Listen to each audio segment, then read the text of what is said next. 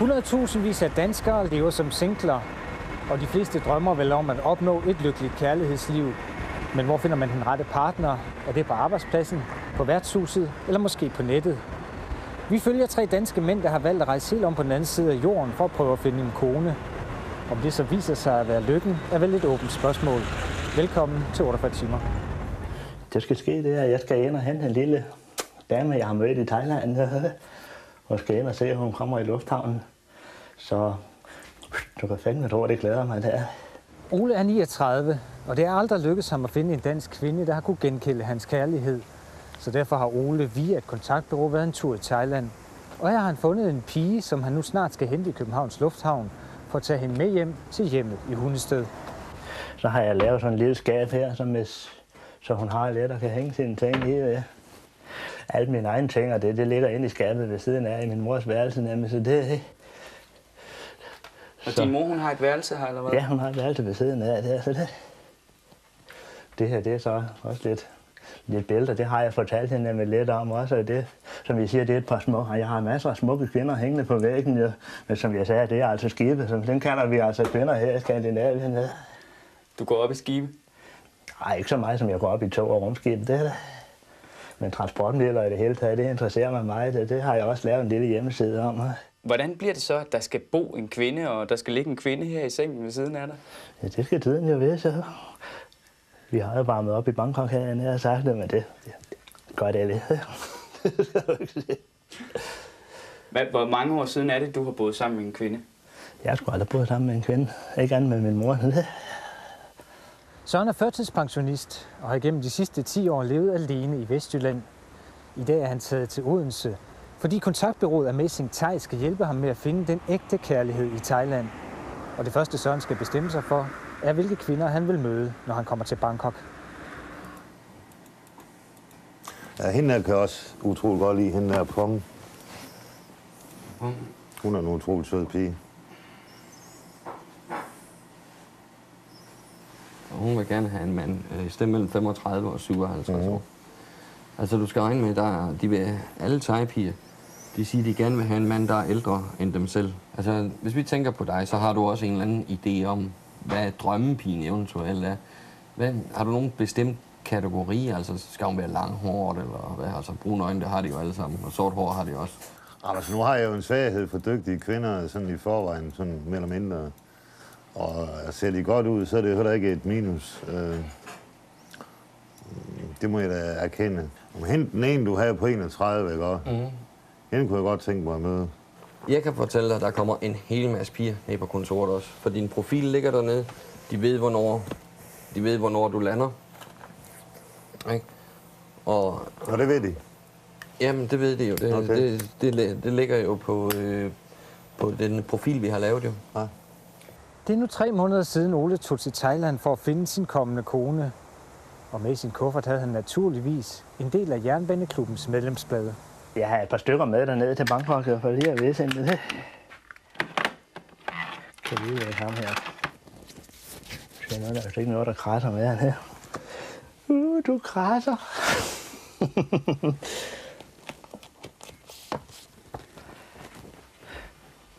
Jeg siger, at du havde nogle blade med dernede.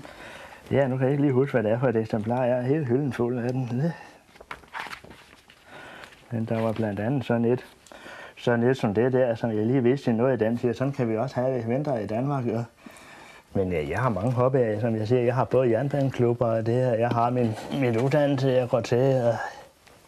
Hvor meget skal hun gå op i dine hobbyer? Er det lige meget, eller hvad? Eller? Ja, altså i starten vil jeg da gerne have en med, hvis hun vil med til arrangementer i jernbaneklubben. Det savner vi lidt kvindelig indsat. Det er hovedsageligt en mandsdomineret verden, den der. Det. Og men selvfølgelig, hvis hun kommer ind her, skal hun da også finde sit eget netværk og det. Og det vil da... Ja, det er sådan lidt royalistiske billeder der, det. Ja. Det går jeg også lidt op i det kongelige, det siger. Jamen, jeg har lige noget, jeg skal vise dig. Hvad er det? Jamen, det er sådan en lille overraskelse til min kone. Ja, hvad siger du, hvad er det? Jamen, jeg har jo sådan en overraskelse til hende. Jeg har jo selv en scooter, men så tænkte jeg, hun skulle også have noget at køre på. Så fandt jeg sådan en lille brugt scooter her, der ikke havde kørt ret mange kilometer. Og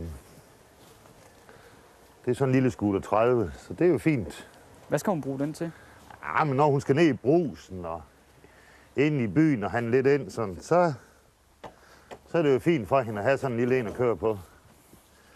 Og det er jo altid tiders lille pigescooter, kan man sige. Så det er jo sådan en lille sød en. Du har købt en scooter, men du har stadigvæk ikke fundet en kvinde. Nej. Hvorfor har du gjort det? Jamen altså, jeg er jo optimist. Jeg tror, jeg skal nok møde en meget sød thai-pige. Det er jeg ikke i tvivl om. Tror du, det er det, hun forestiller sig, hun skal op til?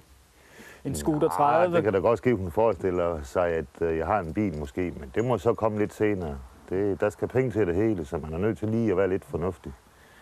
Så det kan da godt ske, at jeg kører en brugt bil på et tidspunkt, men vi skal lige starte først, så vi må give os god tid til det hele. Hvorfor skifter du trøje nu her? Det er simpelthen fordi, altså det er sådan et, jeg går med herhjemme, når man tager ud, så skifter jeg altid til lidt andet, og nu skal det lige være lidt særligt, når hun kommer. Og så den synes har jeg slet ikke prøvet endnu, nemlig, så den har ligget og ventet hele vejen, siden jeg kom hjem fra Bangkok der i starten af maj. Så det. Der er cirka 1,5 time til hendes fly lander. Hvordan har du det? Ja, jeg kan da mærke lidt sommerfugl derinde. Så er det ikke andet, du bare går til den. Hvad mener du? Ja, altså ikke det, du tror. Ikke det, du tror, min dreng, det. Er det noget smart tøj, eller hvordan? Ja, smart og smart. Det er sådan mere min afslappede stil. Jeg kan bedst lide de her poloshirts, hvor der står åbent. Der kan du se alle mine hår på brystet. Så. Ole, synes du selv, du er en pæn mand, eller hvordan vil du beskrive dig selv? Pæn, naturlig, en rar fyr. Helt igennem trofast ærlig, som jeg plejer at prale af. Så må jeg se, om det er rigtigt. Men det er det, vi har alle sammen vores gode egenskaber. Alle har deres dårlige egenskaber, og mit, det sidder måske mere inde i, end det sidder udenfor. Skal vi gå til den? Ja. Ja, det er kun, når jeg kører, så har jeg altid briller med. Jeg er lidt nærsynet på det ene øje, men. Ja.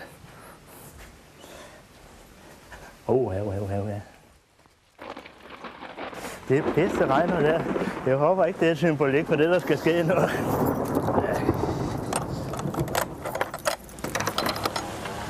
Symfoni, der taler til din fantasi, og hvis du vil. Så er jeg jo ved at pakke sådan lige for de sidste små ting med. Så jeg har lige været på apoteket i dag og fået det sidste medicin med. Nej, men jeg har sådan det hele klar her med preservativ, sådan lidt forskellige slags, nogle der er lidt anderledes. Så der er sådan lidt forskellige. Hvad er forskellen på dem? Ja, men nogle af dem er der riller i, og nogle det er med creme, og de her, de er så med chokoladesmag, ikke? Så det er nogle, jeg har fundet fra Tyskland, men faktisk nogle rigtig gode kondomer, så det er fint nok. Og så har jeg så været nede og lige hente en ost også. Jeg tænkte, det kunne jeg nok ikke få ned i Thailand, så jeg tænkte, jeg måtte hellere lige købe en lille ost med. Mm. Ligesom du har købt kondomer med? Ja, ligesom alt muligt andet, og rosin og kanelsnegle. Hvor vigtigt er det for dig, at det spiller det rent seksuelle mellem jer med den kvinde, du finder? Jamen, det er jo nok lige så vigtigt, som at alt andet også fungerer. Mm. Det er jo ikke kun sex. Altså, sex er jo mange ting.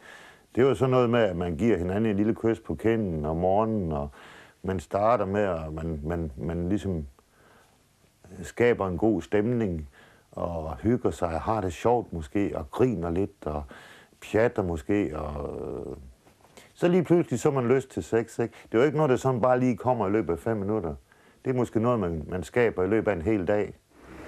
Ole er nu godt på vej til Københavns Lufthavn, og for en mand, der kun har prøvet at bo med sin egen mor, er den oplevelse, der venter ham forude, næsten ikke til at rumme. Jeg tænker tit på, at den her følelse, man får, det må være det samme som dengang, at i Apollo-tiden, da astronauterne de gik ud til måneraketten. Tænk på det, der nu skal ske opstigning og sådan noget, som aldrig har været prøvet før. Det må være en helt fantastisk fornemmelse, det der ved jeg nu. Nu skulle du være den første mand på månen. Sådan har du det også med at skulle ud i lufthavnen? Sådan har jeg det også nu, ja. Hvis jeg tænker på, at det er sådan, at de har haft det. For selvom det var professionelle jægersoldater eller kaptajner eller hvad det nu var, så kan det nok ikke undgå, at de har været lidt nervøse. Ja. Er du også nervøs? Nej, det synes nu, vi nærmer os København. Nu begynder det. Og tiden begynder at tikke mod de 9:45, så må du til at mobilisere din indre styrke. Hvordan gør du så det? Det gør jeg rent mentalt. Prøv at lade op til dig og sige, at du kan gøre det. Du har gjort det. Du har så tit klaret det. En situation. Du kan gøre det. Sidder du og siger det til dig selv? Det gør jeg. For det skal være løgn. Det sidste, jeg sagde til mig selv, inden man gik ombord i flyet til Bangkok her for 3 måneder siden, der gik jeg ind og kiggede mig i spejlet og sagde, du kan gøre det. Du gør det. Og du kan gøre det godt. Bare du selv vil, og du tror på det. Tro på det. Så kan det lade sig gøre. Det er det samme nu. Tag, tro på det. Og så bare krum hals. Så bare gå på, så skal det nok gå. Jeg er jo sådan alt muligt med fra sådan... Nu tager jeg lidt hensyn til min alder. Nu kan du se, jeg har sådan en pæn badehåndklæde der, og badebukser. Det er sådan noget, der er lidt længere end det, man måske normalt bruger, men jeg har tænkt lidt på min alder, sådan at det ikke bliver alt for provokerende. Man skal tænke på, at man er i et fremmed land, så det er sådan noget, jeg altid tager hensyn til. Hvad har du taget på for ligesom at skulle være pæn, når du skal møde pigerne derovre? Jamen, så tager jeg sådan et par bukser på her, som dem her, tror jeg. Jeg har også et par sort bukser, jeg tager med. Og slips? Og så er brun slips. Det ligger inde i soveværelset. Og så tager jeg nok sådan en skjort med, som den her, kunne jeg forestille mig. Så det kan godt, det passer fint nok til hinanden. Og så det skal du have på, når du skal ud på kontoret der? Og møde det nogle kvinder? tror jeg skal. Det tror jeg. Der er også noget med, at du har købt noget herude. Hvad er det? Ja, jeg har jo sådan en lille overraskelse til min kommende kone, og der har jeg så købt sådan en lille armbånd i morgengave til hende, som med små elefanter. Og det håber jeg selvfølgelig, hun bliver glad for. For alle thailænder, de går jo meget op i elefanter. Hvorfor har du købt det? Jamen, fordi jeg regner med at finde en sød kone. Så, Jeg ved, du har givet 3.000 kroner for det. ja. Det er mange penge. Ja. Men, Hvorfor har du offret det? Jamen altså, har man råd til at tage til Thailand og gifte sig, og så skal man også vise respekt over for den kone, man får. Og for thailænder betyder det meget, at de har en lille smule guld.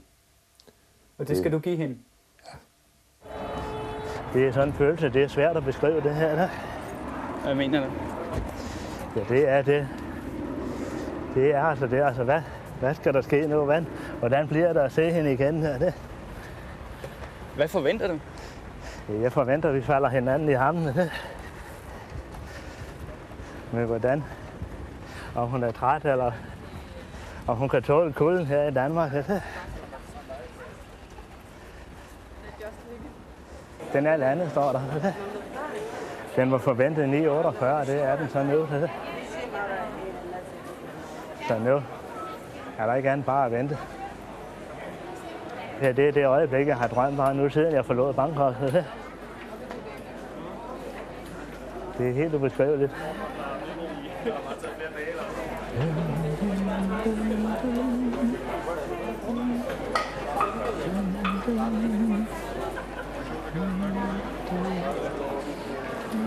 Så, der var den. Der kom bagagen, nu står der nu. Nu er bagagen på den flight her, den er på vej. Så mangler vi bare lige tollerne, så skulle den være god nok.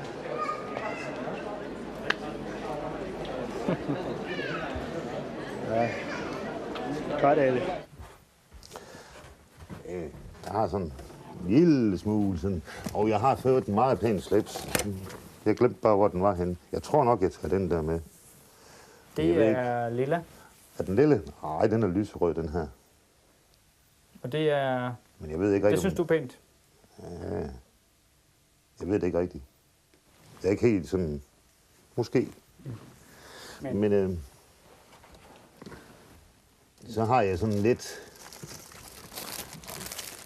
Jeg har købt sådan en lille gave til hende, når hun kommer til Danmark. Sådan en lille sød ting. Hvad er der inde i den? Jeg tror nok, der er et par pæne trusser inde i den.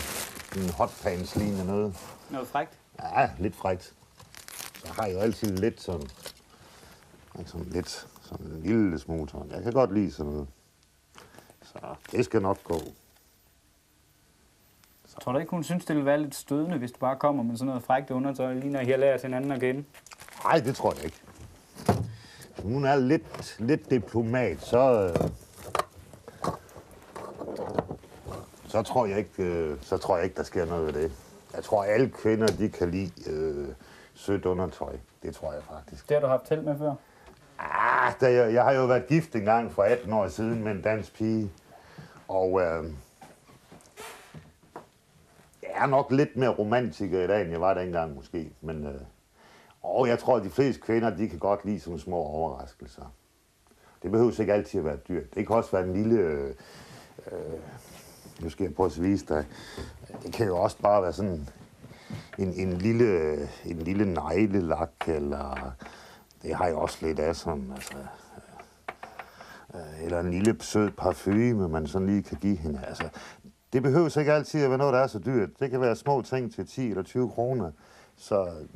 Og så noget, det elsker kvinder. Så det er ikke altid noget med penge at gøre. Det er mere den måde, man er på. Og den venlighed. Altså, man skal tænke på et forhold. Det er noget, man skal arbejde for at få til at fungere hver dag. Også selvom man har gift i 10 år måske.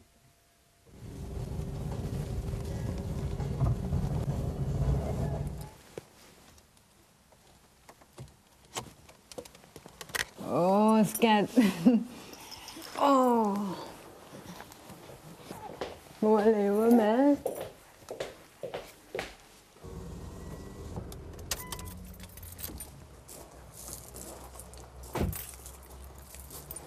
Anders er til daglig IT-chef og en velhavende mand. Han mistede pludselig sin kone for mange år tilbage, og siden har han levet alene.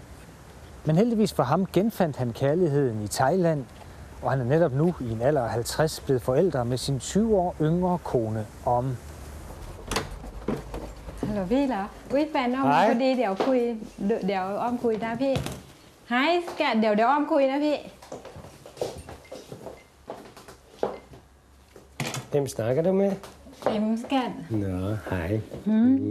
Vil du have en øl, skat? Ja tak, det er godt. Hej med dig. Hej frisk dreng. Hej frisk dreng. Har det godt i dag? Har du det godt i dag? Ja, du har det godt i dag. Skat, jeg tage en øl for Ja, dig. du har det godt.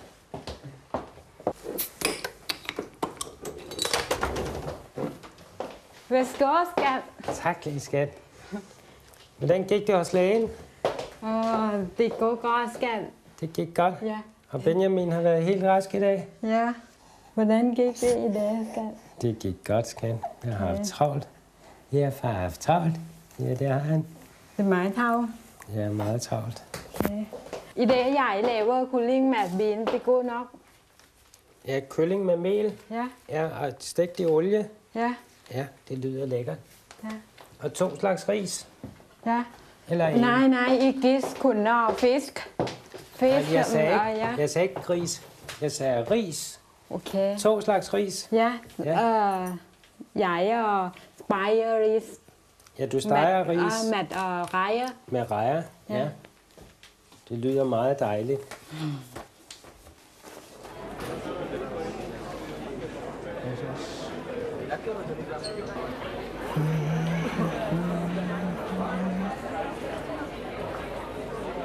Nu her, hvor tiden går, og hun ikke kommer, tænker du på, at det kan være, hun slet ikke er med? Det må jeg indrømme, altså nu. Altså det gør jeg, at følelsen begynder at sidde bag. Og det gør det mere excited, har jeg nær sagt, mere spændende er det. Men jeg ved jo selv, var talrige gange, hvor længe det tager at få bagagen og komme igennem tolden og alt det der. Så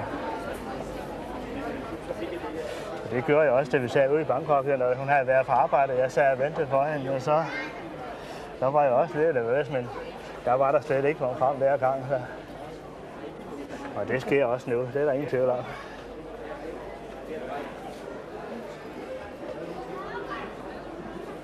Kassedame. I sidste afsnit. 3 danske mænd er taget til Thailand for at finde kærlighed. Fælles for de 3 mænd er, at de har opgivet de danske kvinder. Vi har fulgt de danske mænds kamp for at finde og vinde den eneste ene.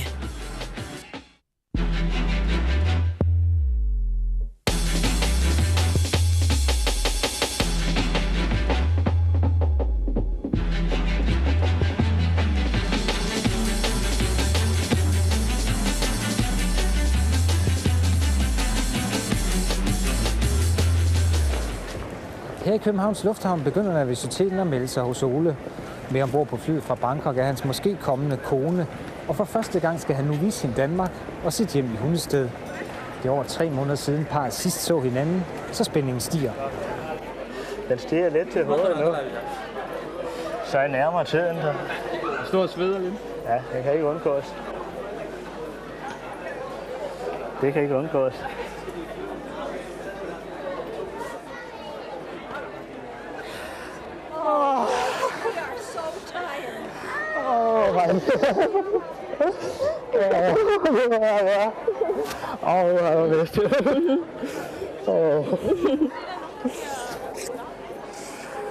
Don't worry.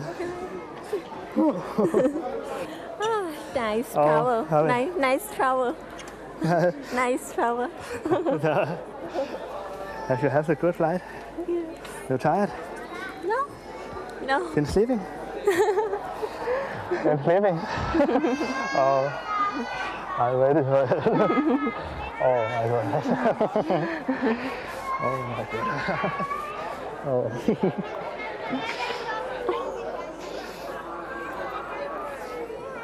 Jamen, det er ubeskriveligt. Det er fuldstændig, som jeg lige siger til hende, at vi har, som om det, at jeg kan ikke forstå, at det er 3 måneder siden, det som det var i går. Er det, som du havde forestillet dig? Fuldstændig, det er meget bedre. What? Jeg siger, he asked if it's what I have expected when you came, and I said, much better.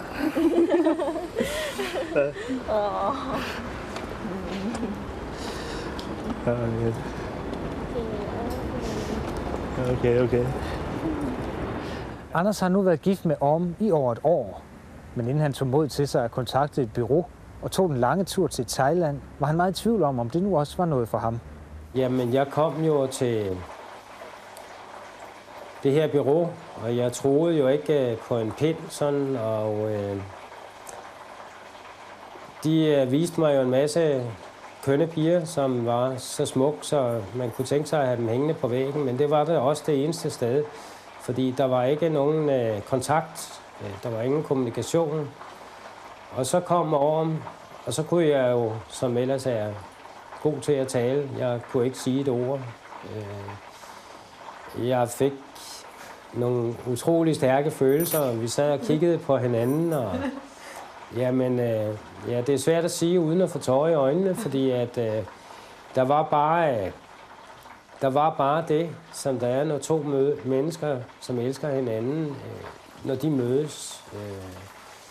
Og så har det været sådan lige siden. Hvis nu der er nogen, der sidder og tænker, at det er jo fordi, du ikke kan finde en dansk kvinde, altså, hvad vil du så svare til det? Jamen, så vil jeg sige, det tror jeg godt, jeg kunne. Men problemet er måske, at mange danske kvinder, der har den alder, jeg har, de vil ikke gifte, så de vil ikke bo sammen med en mand. De vil bare have en weekendkæreste. Og det er ikke lige min mentalitet. Jeg vil helst bo fast med en hele tiden. Det der med at have en weekendkæreste, det er ikke lige mig. Det er sådan nogle kvinder, du er løbet ind i, danske kvinder, du er løbet ind i? Ja.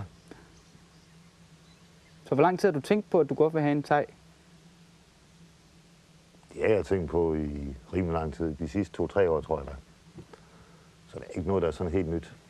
Hvorfor gør du så noget ved det lige nu? Fordi nu synes jeg, at jeg har været single lang tid nok til, at nu vil jeg gerne have en pige i huset. My mother is in there.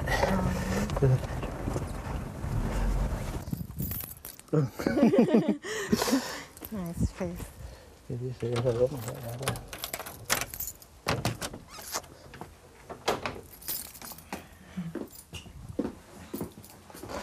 This is the living room. Baby. Okay. The curtain. It's an old television. Okay. Some old boat. This is from my great grandfather. Oh. Very, very old. Grandfather. My great grandfather. My father's father's father. Let's see this.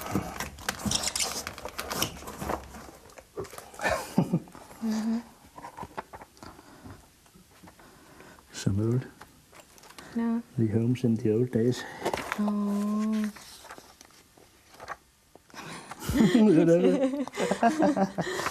Yeah. More than 100 years ago. The kitchen. Yeah, the kitchen. Need to be painted. I would like to paint it, but I didn't know it.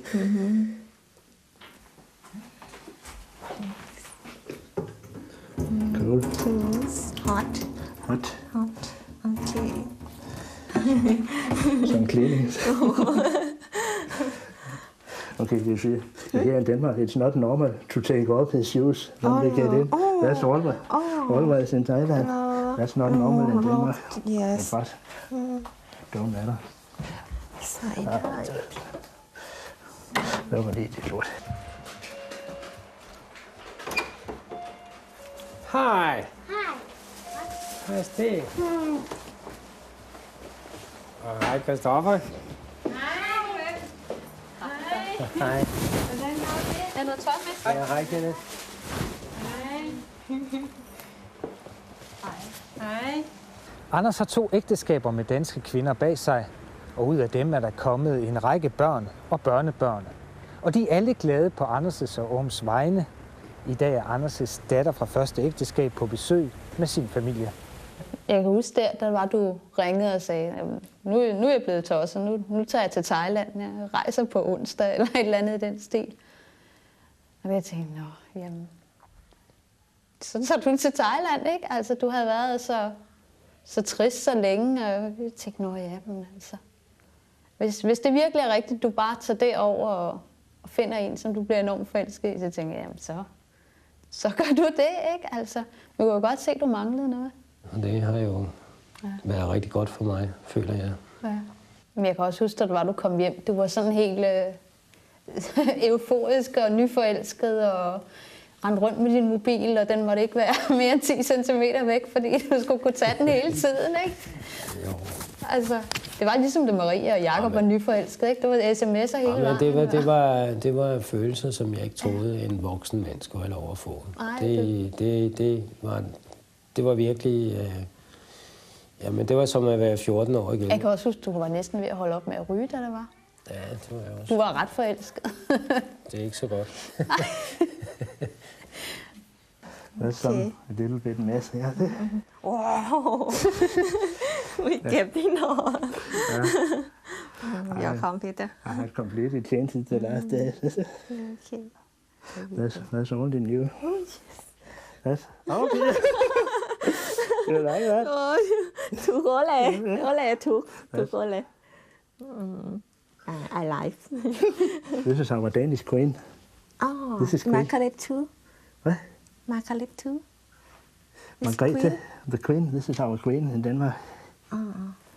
And this is her younger son and his wife, Asa and wife. Oh, Hong Kong. Hong Kong, yes. Yes. And Joachim Okay. has an older brother, the crown prince.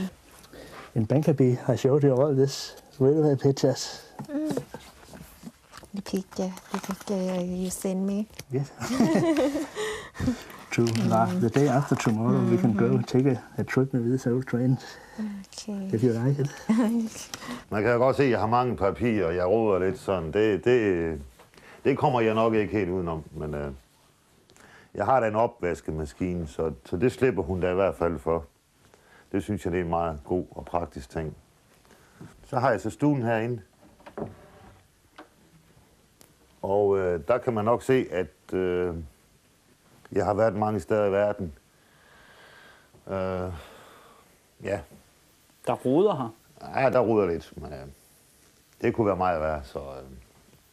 Vil du også have en kvinde, der ligesom skal holde styr på dit hjem, eller hvordan? Vi skal nok lige, tror jeg, hjælpe hinanden lidt med at få styr over de der små ting der, hvor det roder lidt. Men, så hun skal også hjælpe dig med at rydde op? Vi skulle gerne hjælpe hinanden en lille smule. Det vælger du at få en kvinde for sådan ligesom at også få styr på huset? Og... Jamen, det er jo klart, at det er jo altid lettere, når man er to. Så selvfølgelig, det skal gerne være et fællesskab, man bygger op. Good evening, Phil. Mind your head. It has been raining. What? Raining again. Ole, hvordan skal I kommunikere med hinanden? Ja, det bliver selvfølgelig lidt på engelsk i starten, og så var det ikke længe. Nu har hun allerede lært lidt dansk på vejen hjem. You always learn some Danish on the road home. God morgen, god dag, god aften. Say it. Good morning, good day, good up. Good morning, good day, good up. Good aften. Good aften. Ja, det. Men er det svært det der med, at hun ikke kan ordentligt engelsk? Altså... Ja, det kan det godt være, men altså et smil og lidt søde ord, det løser problemerne. Som regel er det. Så selvfølgelig er det lidt svært, men det er noget, man ved, er det? Ja. Det er jo ikke noget, som... Jeg kan ikke tegne, hun kan ikke engelsk, det? Eller hun kan ikke dansk endnu, men det var ikke længe til, så er den hjemme. That's some old model trains I have played. Has been out here, er det? TSB, the Danish State Railway. Okay. Train. Own train. Old train. Own train. You see, to imagine that we had known each other for 3 months and suddenly you are here. You ask how do I feel? As I said, that's an amazing feeling. Amazing feeling. Man kan jo godt se, at jeg er ung, Kjeld. Det kan man jo ikke lyve sig fra, men... Hvordan kan man se det? Det er nok ikke så perfekt, som det skulle være, men... Det bliver det nok. Det bliver nok lidt bedre sådan, på et tidspunkt. Når der kommer en kvinde? Må ikke. Det er ikke sådan... Men normalt skulle der være sengetæp på hver dag. Men, det gør man jo nok ikke sådan... Man får det ikke sådan lige gjort hver dag altid. Så, men, hvor mange år har du boet alene? Jamen, jeg har boet alene i omkring 10 år nu. Så det... Du har været ungkarl i 10 år? Ja. Sådan mere eller mindre der i hvert fald. Så. Tror du ikke, det bliver svært at acceptere, når der kommer en kvinde i huset? Nej, det tror jeg da ikke. Hun kommer med morgente til mig klokken 9, og så får vi morgenkaffe og te, og sådan stille og roligt. Ej, det tror jeg da ikke. Tag lidt hensyn til hinanden, og tag stille og roligt, så skal det nok gå. Ej, det... Der er nu gået noget tid siden Ole hentede Tug ud i lufthavnen, og hjemmet i Hundested er Tug så småt ved at vende sig til Danmark og til Ole.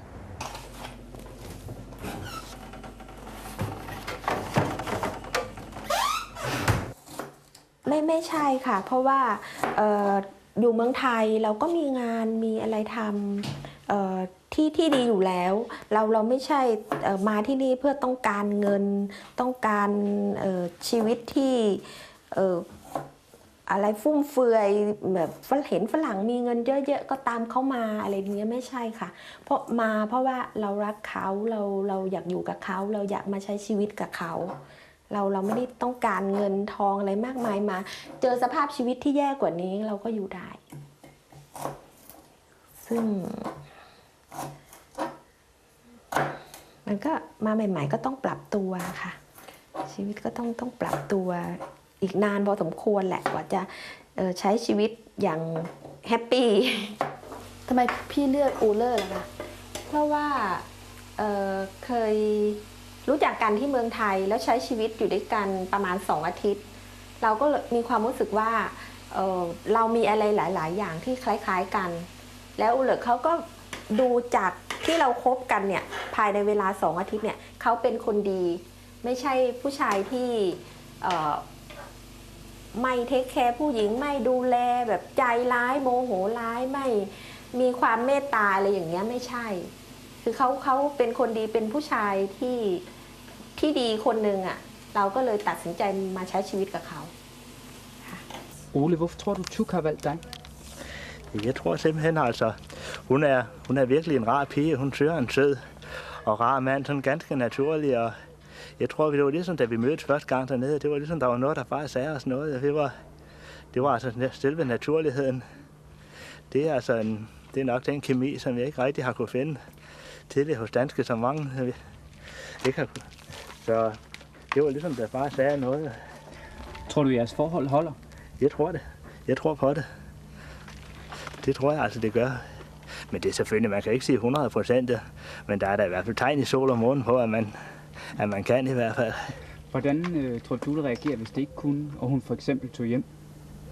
Ja, det er svært at sige, hvordan man er i den situation, men jeg vil nok blive dybt bedrøvet af det. Det vil jeg i hvert fald. Hvorfor? Fordi jeg elsker hende. Det er snart et år siden Orm har set sin familie i Thailand, og efter Anders og Orm har fået lille Benjamin, har de nu besluttet at tage derover, så Orms mor for første gang kan se sit barnebarn. Hvornår skal I afsted? Thailand? Ja. Den 16. oktober. 16. Ja. Så tager vi til... Det er en dag efter vores mini-web. Så tager vi til Bangkok først. Ja. Og så er vi der til søndag, og så tager vi til Wuhan. Og der kommer Orms mor så om aftenen. Ja. Og så skal hun jo se Benjamin. Ja. Og det glæder vi os til. Vi glæder os også til at møde hende jo. Så. Ja. Det er jo et år siden, vi har set din mor, ikke også? Ja, min mor, hun lever, men også... Ja. Så håber vi jo, hun husker at tage imod Ormen. Fordi da hun kom til Danmark her sidste gang, så smed hun jo kufferterne. Og så glemte hun helt Ormen, og så gav hun mig en stor knuse. Det var helt synd for Ormen. Kan ikke huske mig? Nej, hun kunne ikke huske dig. Hun kunne kun huske mig. Det er jo utroligt, man kan rejse over. Sød. Den er sød. Værsgo til mig. Det er utroligt, man kan rejse over på den anden side af jordkloden, og så lige pludselig, efter kort samvær, føle sig stærk familierelationer. Ja. Fordi der er jo ikke tvivl om, det er min svigermor. Nej. Og altså, det er jo fantastisk, hun er glad for mig jo. Jeg ved det ikke, skat. Okay. Okay. Okay. Ready? Ready? This or this? What would you like to drink? Pepsi. This. Oh yes. Pepsi. Okay. Voilà. Jeg synes, det ser utroligt lækkert og indbydende ud i hvert fald. Det er sådan en rigtig thai-mad. Jeg har prøvet at lave det lidt for mig selv, men det er sådan mere det der, man køber færdigt i supermarkedet og blander op med kød og grøntsager. Og efter det, vi var ude der forleden og i går, at hun lavede til mig, det der, vi køber færdigt, det står jeg slet ikke mål med det der. Det her, det er jo den ægte vare. Delicious. Delicious. Delicious Thai food. Okay. Delicious. You like it? Very much. Yeah. Okay, this stage. Skål. Skål. Skål. Mig der. Okay. Hvorfor drikker du så meget? Der var sådan noget der. Det var altså lige rigtig stærkt. Det var. Vi danskere, vi har lidt sartere og ganere end dem derude. For som jeg også har fået fortalt og også har set tidligere, der er... Altså, thai-mad er jo ikke bare thai-mad, der er noget, der er stærkt krydret, og noget, det er ganske rimeligt for vores ganer også. Så nu fik jeg altså lige fat i noget der. Jeg var blevet advaret, men det er da ikke, fordi det smager dårligt, bestemt ikke, men selvfølgelig helt slippe frikadellerne og flæskesteg, det vil jeg aldrig kunne gøre. Er det meningen, at hun skal lære at lave dansk mad? Hvis hun har lyst til det, ellers så kan vi sagtens lave den aftale. Hun tager sig af thaimaden, så tager jeg mig af den danske mad. Jeg er ikke så dårlig i køkken, hvis jeg skal hilse at sige. Jeg kender ikke andre end mig selv, der kan lave en flæskesteg med sprøde svær, så det som tilfredsstiller mig selv.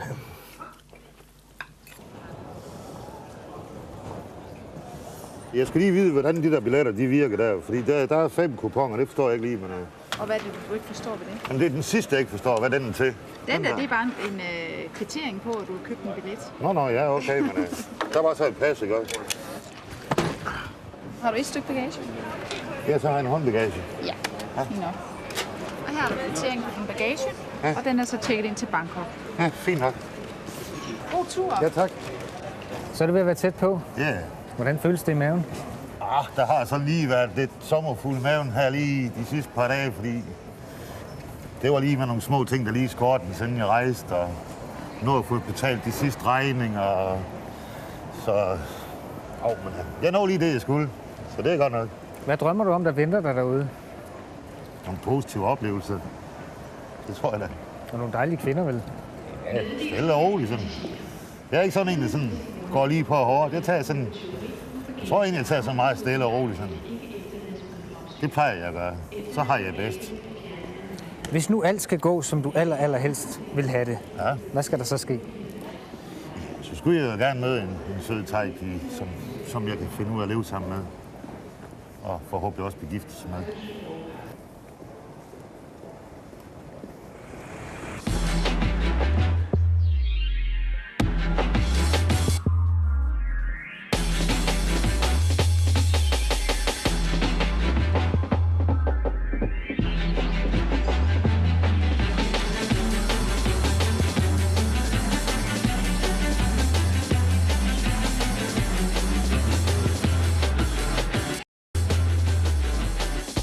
De rejser langt, de offrer masser af penge og masser af tålmodighed i jagten på den perfekte kone. Helt anden kultur. Meget større forståelse. Man lytter til folk. Tager tingene stille og roligt. Jeg er sikker på, at det her det er dagen til starten på et nyt lykkeligt liv, det her. Efter 40 år som ungkarl næsten.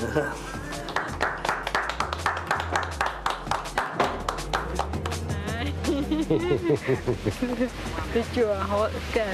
Gjorde det ondt? Down here, it's cha-cha-cha. You see? But in Denmark, lev. Lev. Ja, you know.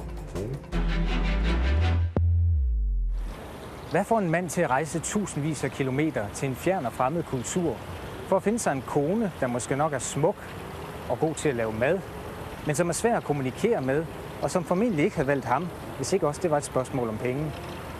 Svarene på det og så mange af de andre gådefulde spørgsmål om kærlighedslivet svæver her i luften over Bangkok, og vi er taget på jagt efter svarene. Vi starter vores beretning med Søren, der netop nu er ankommet til Bangkok for første gang i sit liv. Velkommen til 48 timer. Og så kommer man herned til Bangkok, og så skal vi vente sådan en halvanden time på kuffert, fordi den er væk, ikke? Og så bliver man lidt nervøs, fordi hvor er kufferten, ikke? Der var alle mine papirer til hoteller, det jo, ikke? Så det var godt nok, at vi har fået den nu, jo. Men de er jo så søde hernede i Bangkok, så de der små søde thai-piger, de ved lige, hvordan de skal kringe den, jo. Den her, den tager jeg lige med mig. I take it with me. Jeg håber, at den pige, jeg finder, hun er en god guide, fordi jeg tror godt, man kan få svende lidt her i nogle dage. Man skal nok ikke sådan bevæge sig alt for langt væk fra hotellet, medmindre man har en guide med, der er lidt kendt i Bangkok. Sort nylonstrømper og små højhælede sko og små korte kjoler. Det kan man da næsten ikke stå for. Så må vi se, når vi kommer ud på kontoret i morgen, om der så også findes en pige, der kan lide mig, ikke? How much? 300. Maybe 300. Yeah, please read it down. 300. Skal vi give ham 4? Highway, tollway. Okay. Yeah. Thank you very much. Søren, eller Steven, som han kalder sig, har brugt rigtig lang tid på at komme sig over et tidligere parforhold. Et forhold, der tog så hårdt på ham, at han gik fuldstændig psykisk ned, og i dag er tilkendt førtidspension. Men nu er han klar til at satse på kærligheden igen, og det skal tage sit udgangspunkt her på Royal Benja Hotel. Har de ingen whisky? Jo, fanden ikke, de har whisky der. Vi skal da have en Black Jack, der. Jeg vidste, der var en whisky der. De ved sgu godt, hvad... Ja. Prøv at se her. Hvad? Skal vi lige lave en lille Black Jack, hva'? Den har jeg godt nok længe efter hele dagen.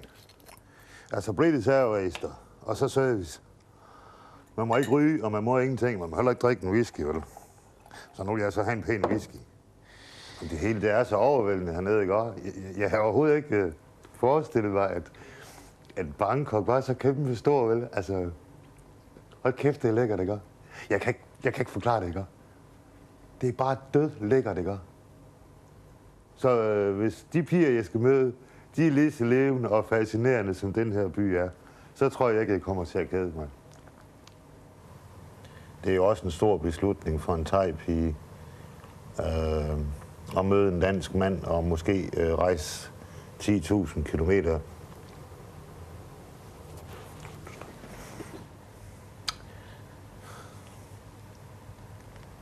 Jamen, der sker det, at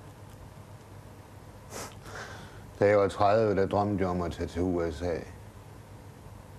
Det er også et stort land.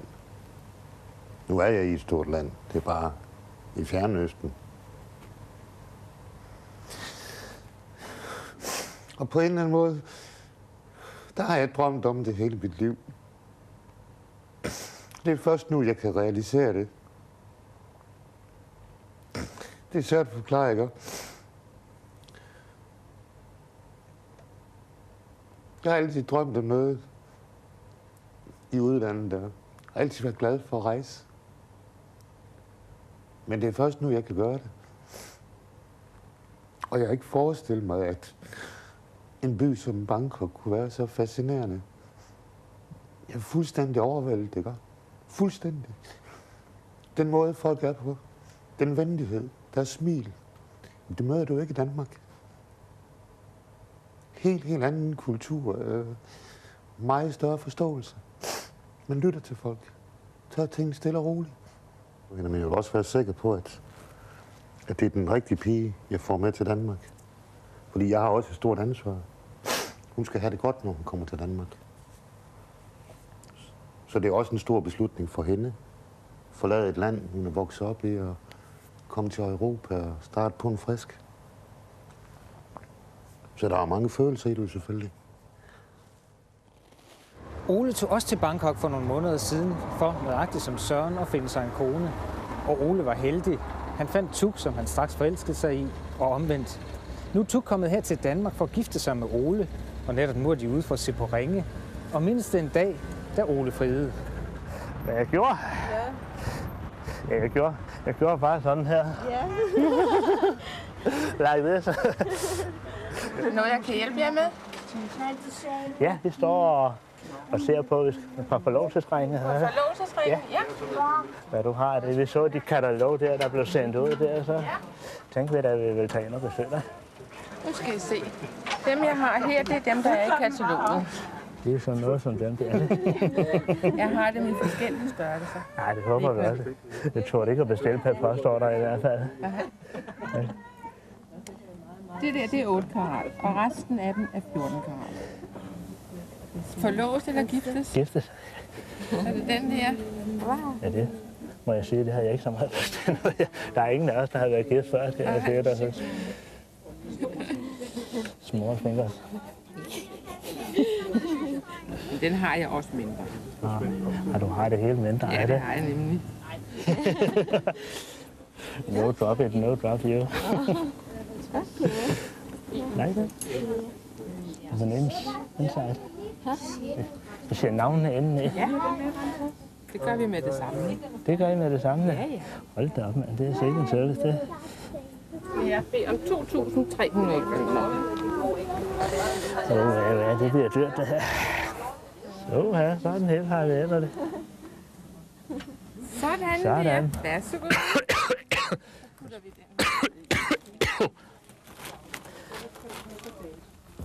Så store Og den der. Og den. Den der, ja. Ja.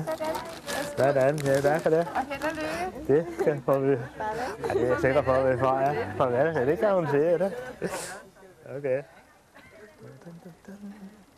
Søren bliver kastet ud i kærlighedens fristelser lige med det samme.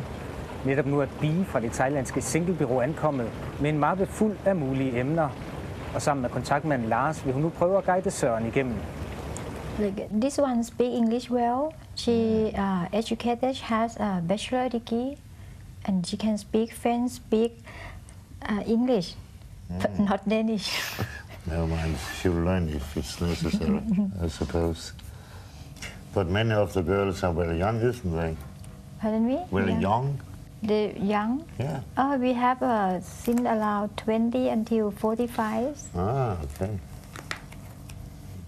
I know this girl from the internet. Yeah, she speak English well. Yeah. It's the same girl? The same one. Yeah, okay. Many pictures. Yeah. Men det er som jeg siger, og altid siger, et modelfoto, ikke også? Det er nemt. Altså det er så taknemmeligt, ikke også? Man kan se på baggrunden her, at det er modelfoto. Sure. Modelfoto. Ja. Hun har et dejligt naturligt ansigt også. She's 25. Yeah, but she's too young, I suppose. Yeah. So how old are you? I'm 47. 47. Yeah. But you look younger. Really? Yeah, thank you. But Some Thai girls, 25, married men 50 years old, sometimes over 50. yeah, okay. How old? She's 38. 38 years 38. old. Yeah, okay. Why do they want to marry, for instance, a Danish guy, an old Danish guy? Many Thai ladies know that Danish men are very nice, and we have had many ladies who got married Danish gentlemen, and they are very happy. And they told us that Danish men are very nice, take good care of them, and different from Thai men who are unfaithful, and they like to have many girlfriends in the same time. But some of your women have good jobs here in Thailand. Yes, many ladies are educated. They're educated and have good jobs. Yes. Why do they want to leave Thailand to live in Denmark? They don't want to leave Thailand. They want to find the right person, a nice husband. But most nice husbands, they like many men come from other countries, and foreign men from other countries cannot move to Thailand, so they are prepared to be anywhere with their husband in anywhere in the world. Is it a question about money, or is it a question about a good man, or is it both? Maybe both, like a good heart and financially secure also. Så er dagen kommet for brylluppet mellem Tug og Ole. Ingen af dem har nogensinde prøvet noget, der er så stort. Faktisk har Ole været ungkarl hele sit liv, så der er ikke noget at sige til, at nervøsiteten begynder at melde sig. Det er det. Okay. Se.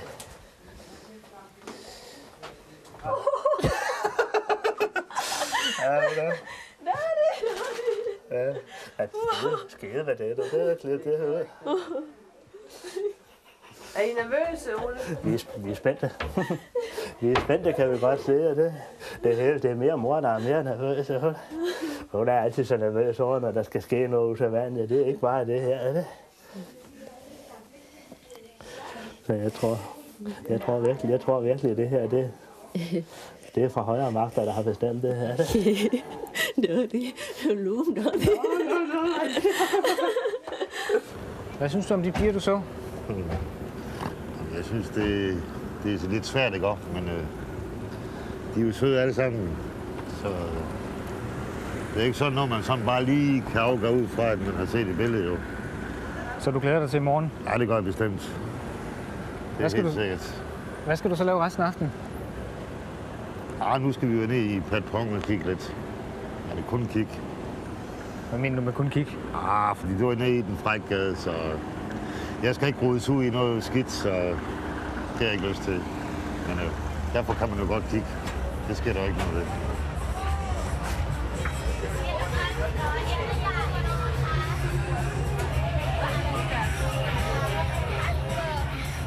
Ja, der kan du jo. Der er jo barer jo, ikke?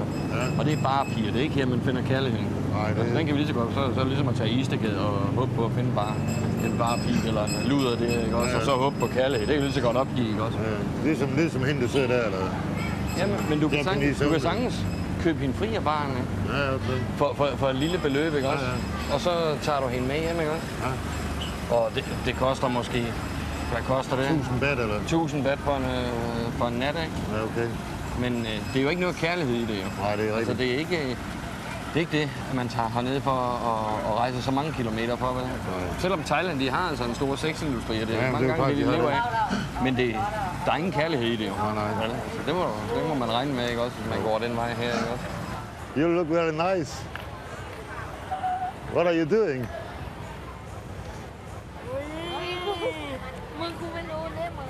What are you doing? I look You look after a beautiful guy, maybe? Yes. Yeah, okay. That make me shy. Oh, really? You do not have to be shy.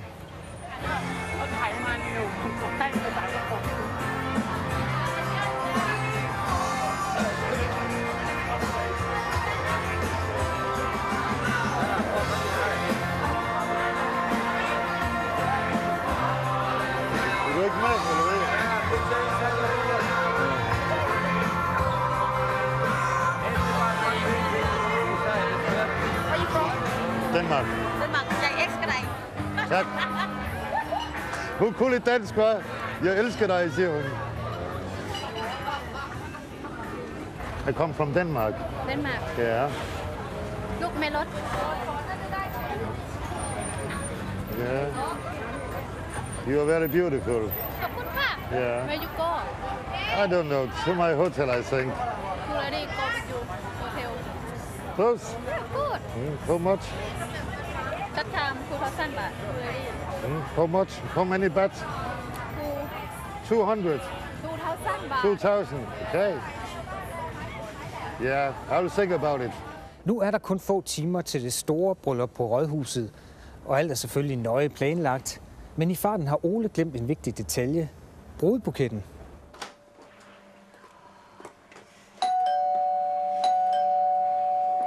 Goddag. Tror du kan lave sådan en lille buket til den lille dame her?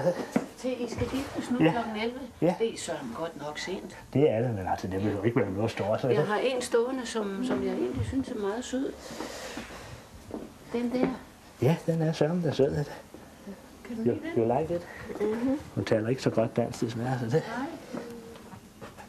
Something else you can choose. It's a short one. Short one. Okay. You like it? Ja. Vi glemte den, at vi i går, vi kunne have været dem, vi var ude og handle, og det så kom vi pludselig i tanke om, vi kunne aftes for pokker, der det glemte vi, så det. Ja. De kunne have ringet til mig. Det kunne vi selvfølgelig, men vi regnede med, at du havde et godt udvalg hjemme, og det ser da flot ud. Nej, det er ikke normalt. Nej, ikke det. Nej, så blomsterne. Men vi binder dem. Selvfølgelig gør vi det.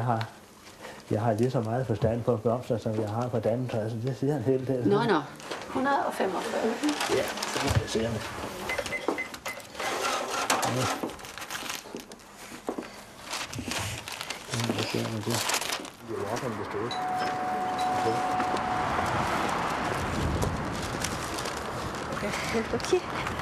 Nøjagtigt som Søren kom Anders her til Bangkok for 1,5 år siden for at finde sig en kone. Og Anders var heldig. Han mødte Orm, og de blev hurtigt forelskede hinanden. Orm arbejdede på det tidspunkt som arkitekt her i Bangkok, så Anders blev nødt til at købe hende fri for at kunne tage hende med til Danmark. Nu er de vendt tilbage til Bangkok, for de har noget at vise familien, deres lille nyfødte søn, Benjamin. Anders, hvad er det, der skal ske? Jamen, vi er på vej til Hua-Hin. Nej. Jo. Ja, det er vi. Og der skal vi møde Orms mor. Hun skal se Benjamin for første gang. Og vi har Nui og Nai med. Og de har boet derude, hvor hun bor også. Og de skal så køres ud til, så vi kan se, hvor Orms mor er boet i morgen. Så det er simpelthen svigermors møde med, det er svigermors for første gang? Ja, det er det. Hvordan er det at have sin svigerfamilie på så stor en afstand? Jamen, det er jo anderledes. Det er jo klart, men familierelationerne er utrolig stærke. Og i Thailand er man jo vant til, at man ikke ser familien hele tiden. Så altså, der kan godt gå over imellem, de ser hinanden.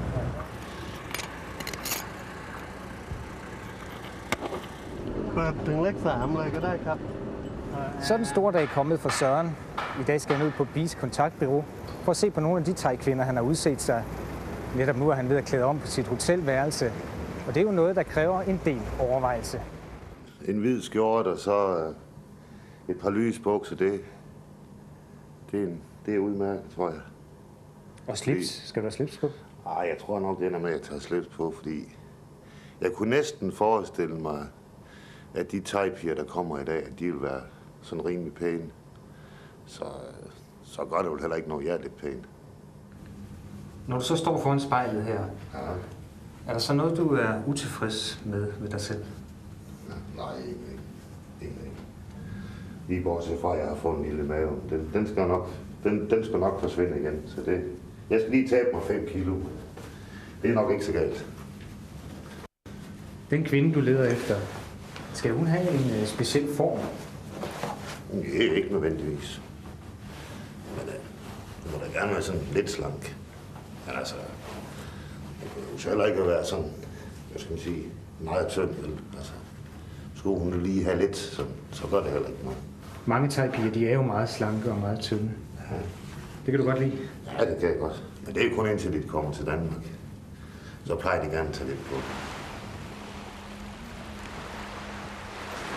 Så er vi ankommet til Hua Hin, men Oms mor er forsinket fra den landsby, hun skal komme fra. Så Anders og Om at tage ned til stranden for at fordrive tiden. Hvordan var det sådan at blive far som 50-årig? Jamen, det var jo en dejlig fornemmelse. Jeg ved ikke, om man mærker forskel på alderen, for jeg har altid været glad, når jeg er blevet far. Jeg har altid været glad ved de børnebørn, jeg har fået. Jeg holder utrolig meget af børn, og jeg tror, jeg kan sige det gensidigt. Så jamen, det er svært at definere. Det er det. Skal I have flere børn? Det er op til moren. Skal vi have flere børn? Nej. Det gjorde hårdt, skat. Gjorde det ondt? Så du vil ikke have flere børn? Nej. Nej, det tror jeg ikke, vi skal. Men det vil tiden vise. Ja, okay. Så er Søren ankommet til singlekontoret, og netop nu er han ved at betale de 6.000 kroner, der giver adgang til databasen med over 3.000 gifteløsende thai-kvinder. I dag skal han møde 3 af dem, og så er det spændende, om der allerede i dag vil være et resultat. You live here in Bangkok, maybe? Pardon? You live here in Bangkok? Yeah. I'm living in Bangkok. Yeah. Thai lady have children or no have children? Have children or no have children? Thai girl or Thai girl? Yeah. I think we need a little help. You mean normally you get a visa to a country for 3 months, then you marry the guy. See, I do not know, but it was what you was asking about, wasn't it? พี่ช่วยหน่อยค่ะหรือว่าไม่มีลูกอะไรอย่างเงี้ยค่ะ You would like to know you would like to marry a Thai lady who have children or no children or doesn't matter?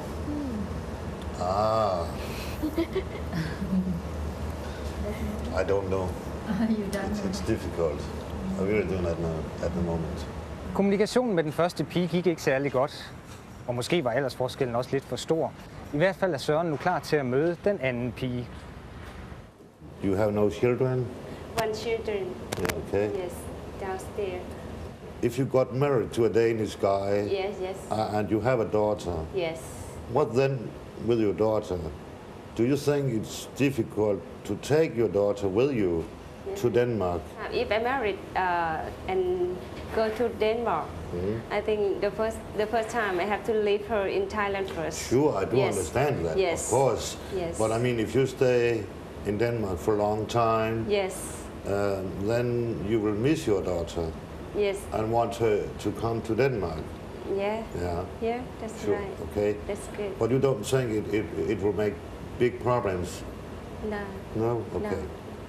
Do you think you have time going out with me this evening to eat?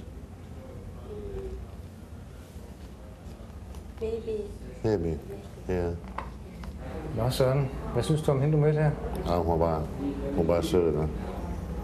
Helt sikkert. Kom lidt bag på mig. Er det noget? Ja. Kunne du mærke det? Ja. Det ramte hårdt. Ja. Og så havde hun da en datter. Jeg havde ellers sagt, at hvis de havde børn, det ville jeg ikke. Men ja, man kan jo ændre sin opfattelse.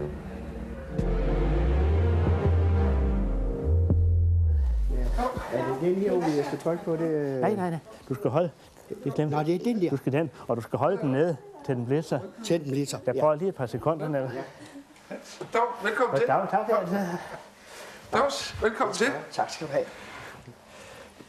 Nu har vi været ude i vinden, og så er det. Ja. Ser han godt ud nu? Ja. Det kan ikke blive bedre. Come on.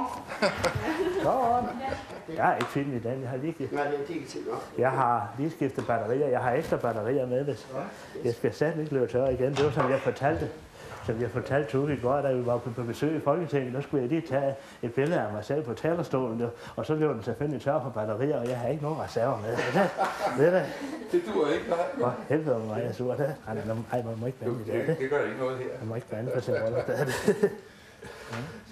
And now I ask you, Ole Ved Nielsen, do you take Sunanta Podraksa to be your lawful wedded wife? Yes, I do. Likewise, I ask you, Sunanta Podraksa, do you take Ole Ved Nielsen to be your lawful wedded husband? Yes, I do. Okay? You have now confirmed your desire to marry each other, and I pronounce you husband and wife now. I give you my best wish for both of you, and my best congratulations. And if you broke rings and so on, let's time for that now. The rings. Hmm? The rings. The ring? You're back. You're back?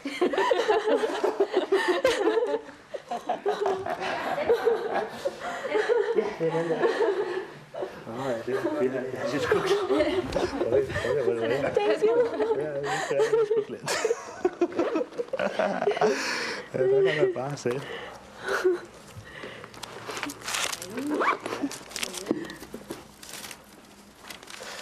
Thank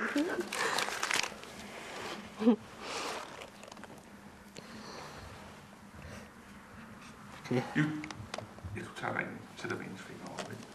Tror jeg, det skal være Juliet.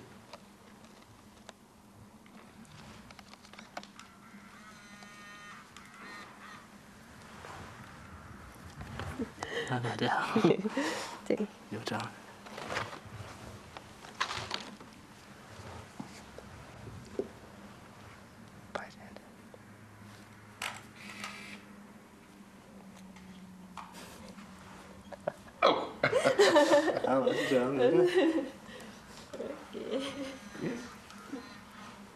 Søren kan ikke lade være med at tænke på den thai-kvinde nummer 2, han blev præsenteret for ude på singlebureauet. Men selvom de udvekslede telefonnumre, har hun endnu ikke ringet til ham. Så derfor har han besluttet at ringe til hende for at arrangere et stævnemøde. If you come to Royal Banya Hotel this evening, then we can get something to eat. What do you mean about that? What do you mean about that? Then I pay your taxi.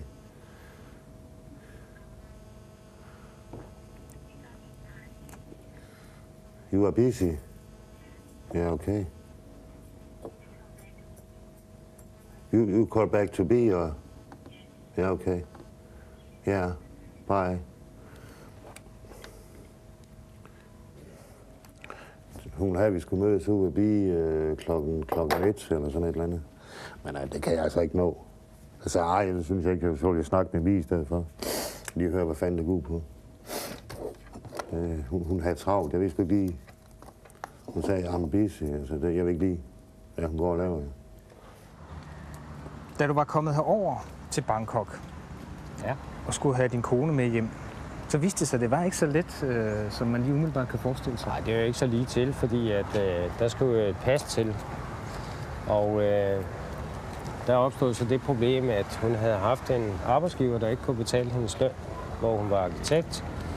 Og da hun i 3 måneder havde arbejdet uden at få løn, så holdt hun op med at arbejde. Men hun havde faktisk 6 måneders opsigelse. Og så svarede han igen ved at stævne hende. Og når der ligger en retssag, så skulle der, for at vi kunne få passet, betales et depositum, som politiet fastsat. Og det vil sige, at det krævede dig adskillige 1000 kroner at købe din kone fri? Det var mange 1000 kroner, for det var 2 dage, og det var, hvad jeg kunne hæve. Og jeg tror, at vi nåede at nulstille 2 eller 3 gange på begge kortene. Så det var ikke uden omkostninger, men det var givet godt ud. Det var det. Ja, du skal lige holde den et par sekunder. Hey, så smil over. Sådan, der var den. Den er ved at gifte, Ulle. Det er bare dejligt. Høres det godt, Ulle? Det er dejligt, ja. Godt. Det er jo ikke brugt på gennem, du. Ja, det er en mand til det nok. Det er kommunens gave, ved det. Jeg tror, at det holder her. Inden i mig, der var lige fra jeg mødte hende første gang, var der noget, der sagde i mig. Du kan mærke kemien og gensidigheden. Så ja, jeg tror på det. Hvis jeg ikke gjorde det, hvis jeg ikke inderst inde troede på det, så ville jeg aldrig gøre det her. Og det tror jeg heller ikke, at Tuk vil. A little kiss. You see, it's quite normal in Denmark. Yeah. To do that. It's not. But... Hvad er det, ja? Min skat. Okay. Tuk Ole. Ole Tuk. Always, forever. Forever, hvad er det? Yeah. Det er et lille ritual, vi har haft her fra Bangkok. Jeg siger Tuk Ole og Ole Tuk. Jeg siger always. Forever. Forever, my darling. Ja, det. Hvad? Hey! Det er godt nok. Ja. Skal du have mere? Nej, det er godt nok. For fanden, det var fast. Vi skal lige en tur, som sagt, vi skal lige en tur ned rundt om havnen, og så lige have et par bedre der. Ja. Birgit, du har hendes kamera, ikke? Det er godt. Det. Så, det spiller. Jeg tror jeg lige, altså det ved ikke, når hun siger, men jeg tror, vi lige op til stationen også, så vil jeg godt lige have et billede med et tog i baggrunden her. Hvorfor? Fordi vi er gamle togmand, min far har kørt på vandet i mange år, inden dengang han levede, så det. Okay.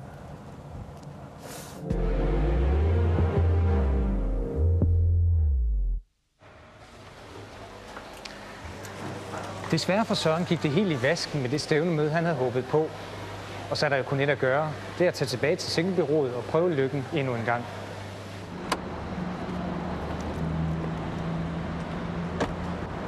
Nu må vi jo se, om hun er. Kom nu, Ange. Hello. She come here to meet you today. Who? Nuang? Yes, Nuang. Yeah, okay. I didn't know. Savadi Cup.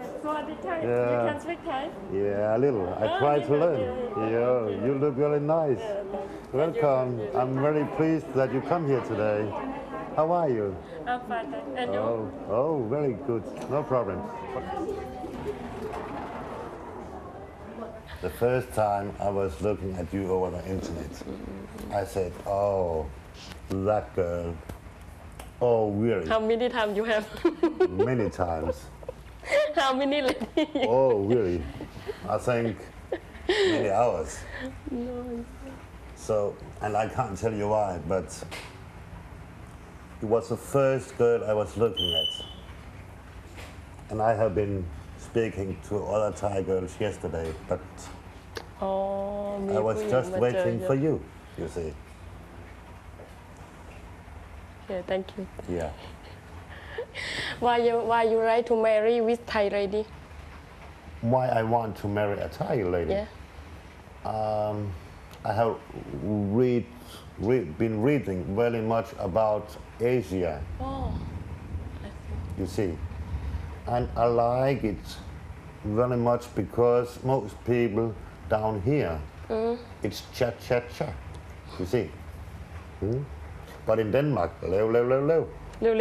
Yeah, you know. It's Thai language. Lev.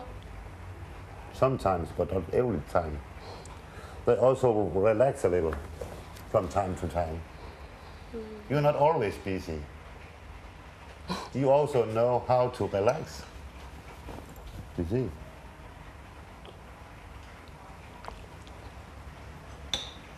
Somebody not busy, but I'm very busy. Because you are business. You're really busy. Oms mor, Anders' svigermor, nåede aldrig frem her til Hua Hin. Hun kunne ikke komme frem, fordi det regnede meget i går aftes. Så derfor har Anders og Om lejet en firehjulstrækker og vil nu køre op til landsbyen, hvor moren bor. Moren har også fået bygget et hus deroppe for de penge, som Anders måtte betale i medgift for at få Om med til Danmark. Et beløb svarende til 15.000 kroner. Og det er første gang, Anders og Om skal se huset. Kan man virkelig få et hus for 15.000 kroner? Ja, det kan man. Det siger de. Altså sidste melding, da vi sendte de sidste penge, det var jo, at der kun manglede vinduer. Selve vinduerne var der, men der manglede glas, var det ikke sådan? Jo. Ja. Så vi er spændt på at se, hvad det er, når vi nu kommer ud til Aarhus Mor. Vi har forladt asfaltvejen, og i dag er der heldigvis tørt her, hvor vi kører her. For ellers ville problemerne have startet allerede her. เขายืนอยู่คุณ Om driller nej, og siger, at han ikke kan huske vejen.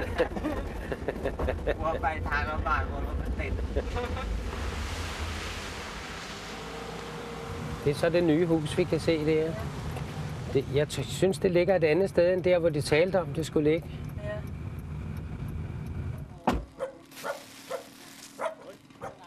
Min svigermor sidder deroppe. แหมแล้วก็เลคนขับรถอย่างเดียวเลยเพราะหลอกกับเขาหนูทำไงอะงะวันนี้ลูกหลานหนูไม่ร้องใจหาหรือไง Ja, hej. Og der er kommet elektricitet ind. Jo. Der er lys. Jo. Det er ikke tændt. Ja. Nej, ikke nu, skat. Ikke nu. Det er bare lavet til, når det kommer. Ja. Sidste år, da vi var her, var der ikke el herude, så det er helt nede i byen. Så det er ikke sikkert, at de har lavet alle stikkene ind til husene endnu. Men vi kan jo se, at installationerne er her. Det kan også være, at der mangler penge til det. Men der er jo både kommet toilet, rigtig toilet og et stort toilet. Efter forholdene herude, så er det vel nok det, der ligner et luksushus. Vi kan jo se sengene derinde, som de ligger på. Der er kommet op, men ligger ikke på gulvet her. Der er briksene, det er kombineret borde og senge. Det er glædeligt at se, at hun også får noget, som er rigtigt. Vi kan se, at vinduerne er jo ikke kommet i endnu.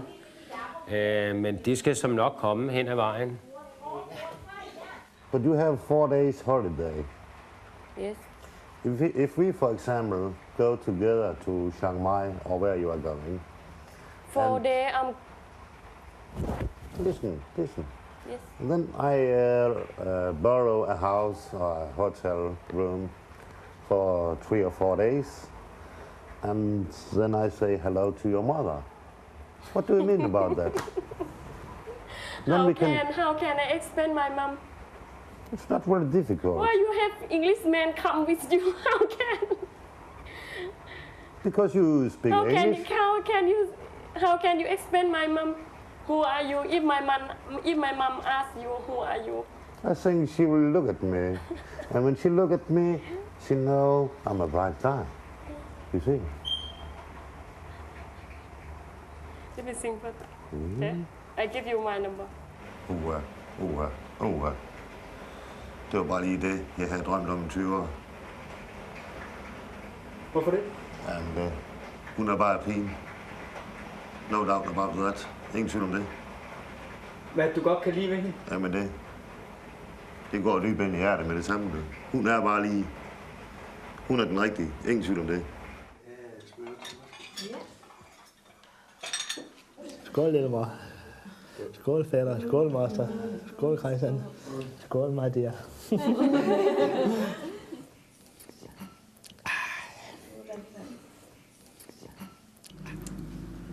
Se nu lidt glad ud, lille mor.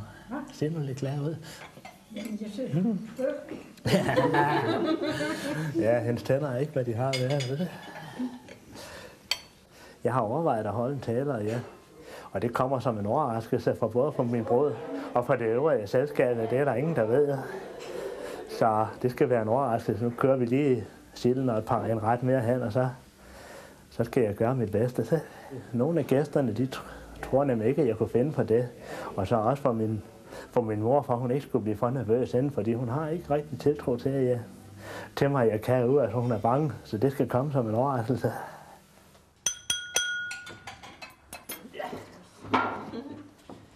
Ja, jeg er jo ikke sådan taler i den forstand, men jeg vil da gerne lige sige et par ord om den her specielle dag i dag. Say a few words about this day, this special day in our lives.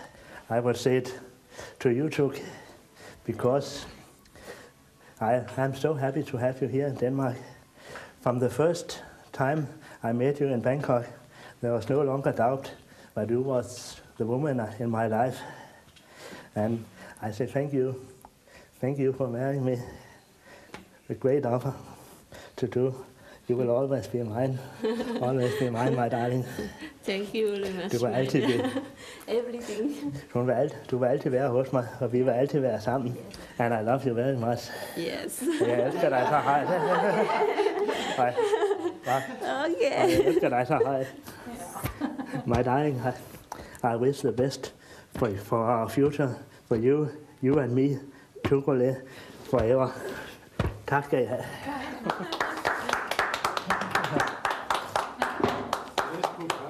Jeg har hørt dig tage hånden til Ja. Jeg blev glad, fordi jeg kunne se, at hun kunne lide det, og hun gav mit hånd et klem og tog om mig.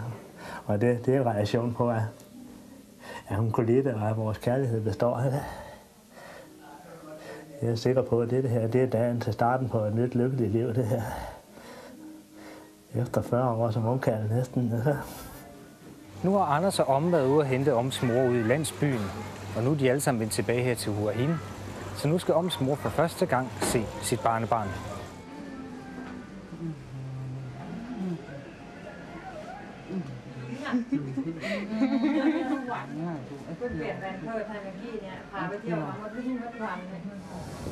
Hvis nogen havde spurgt mig, havde jeg ikke forventet, at jeg skulle have sådan et liv.